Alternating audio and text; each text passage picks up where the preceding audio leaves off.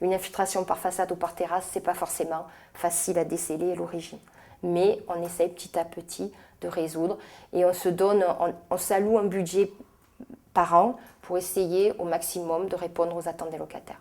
Donc en fonction des difficultés, les locataires ils peuvent laisser un message ou à mon gardien ou venir à l'agence en disant « Est-ce que Madame Arnaudot pour me rappeler ?» Ils laissent leurs coordonnées et je rappelle en fin de journée. Parce que dans la journée, je suis souvent à l'extérieur, beaucoup de rendez-vous, mais je rappelle toujours les locataires qui veulent ou un rendez-vous, ou me rencontrer, ou me parler d'un problème.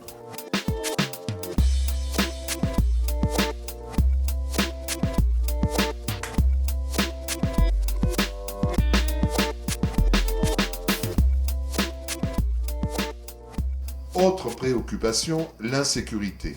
La plupart des gens se trouvent en sécurité, mais quelques habitants ont des craintes. Cambriolage, incivilité. Ça serait surtout au niveau de la sécurité, la vitesse des voitures qui passent abominablement vite, que ce soit sur l'avenue La Rose des Vents ou même ici dans ce quartier. Qu'est-ce qu'on attend pour mettre des dodanes, pour mettre des sécurités et agir? Qu'est-ce qu'on attend aussi pour le stationnement anarchique sur les trottoirs, sur les plateformes gazonnées, quelqu'un qui est en poussette, qui serait en fauteuil roulant, il ne peut pas passer. Nous, on est obligé de faire le tour, on est obligé de marcher sur la route. Alors avec les petits et les voitures qui passent très très vite, c'est vraiment très dangereux. Alors ralentir la circulation à l'aide de dodanes, pourquoi pas, je sais pas. Il faut étudier techniquement si c'est possible ou pas, si c'est pertinent ou pas, parce que ralentir la circulation, ça veut dire qu'aussi à un moment on a des gens qui roulent vite et c'est pas parce qu'il y a des dodanes qui rouleront pas vite, ils trouveront des moyens pour les éviter ou ils vont rouler comme des dingues entre deux tranches de dodanes. Donc je sais pas, c'est une doléance à remonter, à traiter. Après c'est pas forcément la réponse, il n'y a pas forcément tout le temps une réponse technique à des comportements inciviques en fait. Eh ben, il y a des gens qui se comportent bien et il y en a d'autres que non, qui ne respectent rien du tout. Voilà, c'est comme je vous l'ai dit tout à l'heure, c'est un enfant qui traverse, qui appuie sur le bouton. Les voitures ne respectent pas, ils foncent. Voilà, tout simplement. Qu'est-ce qu'il faudrait faire pour... Eh ben, il faudrait que, moi je dis qu'il faudrait qu'on soit tout le temps là, ou soit qu'il y a la police qui vient de temps en temps, parce qu'ils ne roulent pas à 50. Normalement ici c'est limité à 50. Par rapport aux enfants, ils devraient même mettre un panneau pour avertir les sorties d'école. Et moi je l'ai vu de moi-même, ça fait depuis 2 semaines que je travaille ici. Il y a un petit qui a appuyé sur un bouton et voulait passer et la voiture parce qu'elle lui rentre dedans. C'est inadmissible, voilà.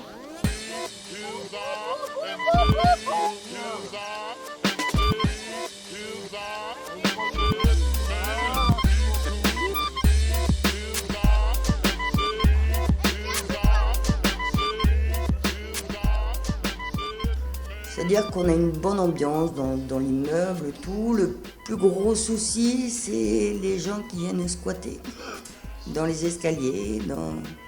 Enfin, moi, je sais que quand je finis de travailler à 8h, qu'ils sont dans les garages, qu'ils sont tout un groupe, tout seul, j'ai pas trop confiance.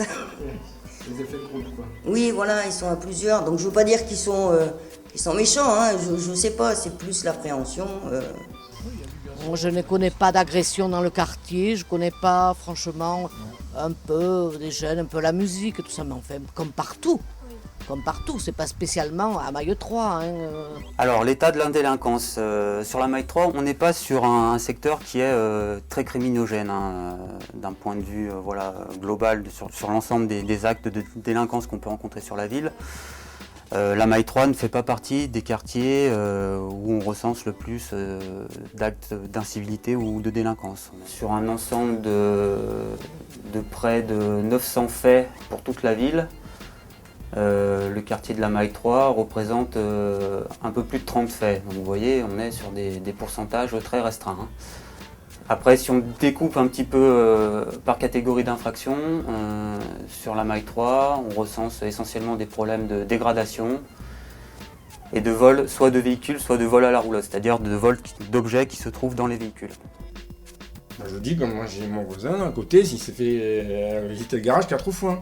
Il s'est fait piquer des vélos et tout. Bah, je vous dis, lui, il en a marre, il en a plus que marre aussi.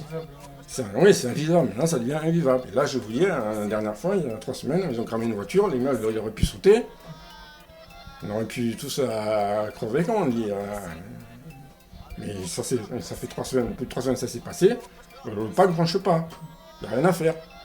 Alors, nous, on se demande qu'est-ce qu'il faut qu'on fasse, là. Parce que, Ça arrive aussi malheureusement sur d'autres quartiers. C'est pas encore une fois sur la Maille 3 qu'on rencontre le plus ce genre d'incident. Même si encore une fois je ne minimise pas ce qui peut se passer parfois sur ce quartier-là, ça ne fait pas partie des quartiers les plus criminogènes. Il n'y a jamais eu de soucis ici. Donc on se connaît tous, il n'y a pas eu de vol, donc y a pas, ça ne craint pas quoi, en tous les cas, donc c'est calme. Ça s'est calmé par rapport aux années où je suis arrivé, moi en 96-17. Et ça va bien, quoi. Ils ont fait plein de jeux pour les petits. Tout va bien, il n'y a pas eu de problème majeur, quoi. J'ai habité dans plein d'endroits dans Miramas et là je me sens vraiment bien. Tranquille, sur ma terrasse, le soir pas de bruit. Non, c'est vrai. La plupart des habitants diront que c'est un quartier calme et agréable. Mais quelques tensions se font toujours sentir avec les jeunes. Dans le film précédent, nous les avons rencontrés et ils nous ont beaucoup parlé du projet de local jeune qu'ils avaient écrit. Ce projet a été finalisé avec différents partenaires pour devenir l'annexe intergénérationnelle du centre Jean Giono. Mais les jeunes souhaiteraient avoir les clés du local. Vendredi dernier, les habitants, le centre social et les partenaires étaient là pour débattre et trouver des solutions pour satisfaire tout le monde. J'ai trouvé que le film il était quand même assez fort. Il y avait beaucoup de sensibilité. Ça m'a touchée.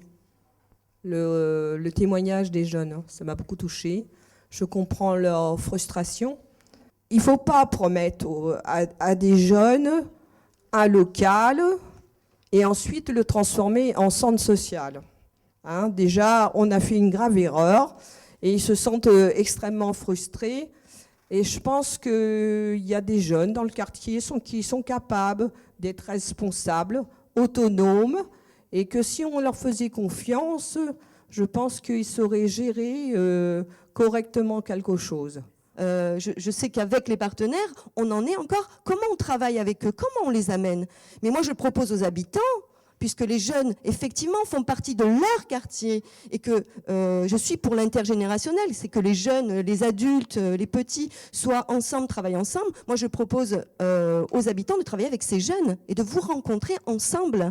Il n'y a aucun souci pour moi. Mais il y aura des règles à respecter, ça ne changera pas. Je veux dire, il faut que les jeunes, on puisse les accompagner sur des projets, sur des actions, enfin, qu'on soit avec eux aussi. Eux, vraiment, ce qu'ils veulent, c'est un local avec la clé, et être libre d'entrer, de sortir, de s'auto-gérer. Voilà. Après, je me pose la question de l'autogestion, c'est quoi? Donc, alors, l'autogestion, ça ne veut pas dire anarchie, ça veut dire aussi des cadres et des règles définies. Après, on est aussi dans ce qu'on appelle l'autonomisation des jeunes et comment nous on rend les jeunes citoyens et comment on les rend aussi, comment on leur donne l'opportunité, en tout cas, d'exercer leur droit de citoyen, quoi. Et du coup, c'est aussi une pratique, on va dire, à l'exercice d'une future citoyenneté. Et nous, comment on peut aider ces jeunes, je ne me rappelle plus de ton prénom, qui a l'air motivé en plus, qui aime son quartier, qui a envie de faire quelque chose, pourquoi pas justement faire passer le BAFA et les laisser responsables du propre local. Après, je comprends leur frustration, c'est strictement normal. À la base, c'est eux qui ont créé le local, qui sont la genèse de la création du local. Aujourd'hui, il y a tout pour les enfants, sauf eux. Et c'est pour ça qu'on les entend et il faudrait que nous, avec les partenaires, trouver le plus rapidement possible une solution pour leur donner accès totalement et de la meilleure manière possible en respectant bien évidemment les réglementations, le local de la Maille 3. Mais en tout cas, on va essayer d'être au plus proche de leurs besoins, de ce qu'ils attendent effectivement. Voilà, donc là aujourd'hui, ce soir, je m'engage que là-dessus et on verra avec les partenaires. Après cette projection, une réunion a eu lieu au centre social Jean Giono avec Maisons et Jardins, l'ADAP 13 et Gilles Charton du poste B. Il s'agissait de mettre en place un programme pour les jeunes au sujet de l'annexe intergénérationnelle de la Maille 3. Quel est ce projet Quelle sera la place des jeunes? Gilles Charton nous explique. Dans ce projet-là, il est prévu un petit financement pour la formation d'animateurs, donc en tout cas au niveau du BAFA.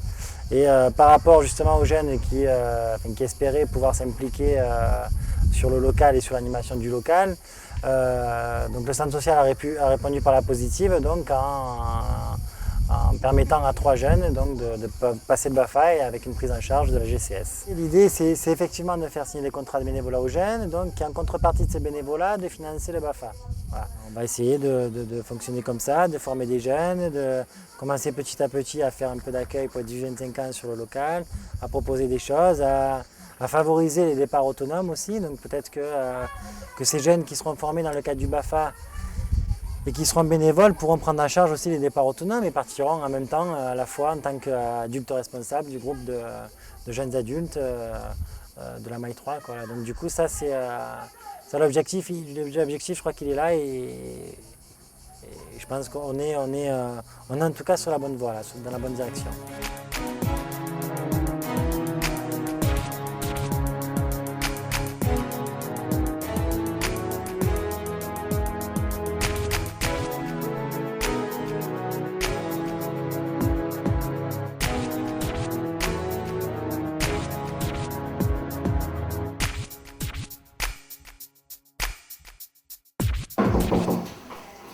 Bonjour. C'est pour demander des documents et des renseignements par rapport au BAFA. Nous, on est disposé à vous former et à vous prendre en stage pendant votre BAFA. En retour, on aurait voulu un mois de bénévolat, un mois de bénévolat au centre social pendant le mois de juillet, en sachant qu'on a une programmation assez chargée. On a un mois de programmation assez chargé, donc il faudrait se mobiliser le mois de juillet. À la suite de ça, il y aura 8 jours de formation et après il y aura 14 jours de stage pratique. C'est là qu'on va intervenir sur le local de la Maille 3 avec les adultes. Parce que pendant les 14 jours de stage pratique, ces 14 jours se feront une fois par semaine à la Maille 3 pendant des accueils adultes. Voilà. Le but aussi, c'est à terme, c'est que le local il soit géré par vous complètement. Dans un premier temps, nous, pendant votre période de stage pratique, il n'y a pas que moi, il y a aussi Myriam qui sera avec moi, on sera 2 animateurs. On sera avec vous pour vous aider un petit peu et après petit à petit on va vous laisser vous autogérer et voilà, comme ça à terme on puisse vous laisser la totale responsabilité du local, c'est le but. Ceux du quartier, je connais pratiquement tout le monde. Et après, j'espère qu'ils respecteront, comme quoi c'est moi et un collègue à moi qui tiendront le local, qui feront le nécessaire d'être assez matures pour respecter les lois. Déjà la démarche elle est bien, la démarche elle est que vous voulez vous investir pour quelque chose de bien dans votre quartier qui va le faire vivre. L'objectif c'est de former 2-3 personnes à la gestion de ce local. Voilà, je vais te laisser pour que tu puisses rappeler aux autres.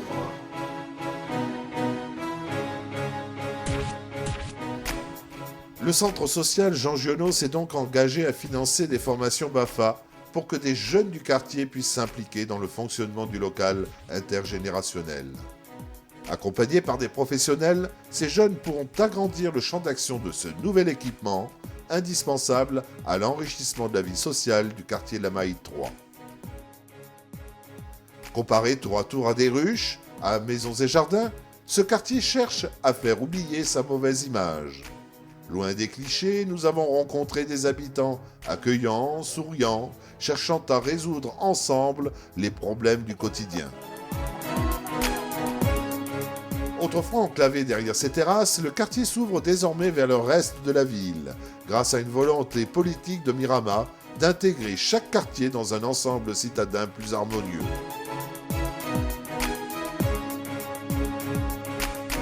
Une maille à l'envers, une maille à l'endroit, le tissu social s'améliore chaque jour, patiemment, avec et pour ses habitants. On vous représente les ruches. Si vous êtes des... Allez, bonjour, moi aussi je me représente les ruches. Et si vous voulez venir, vous pouvez venir.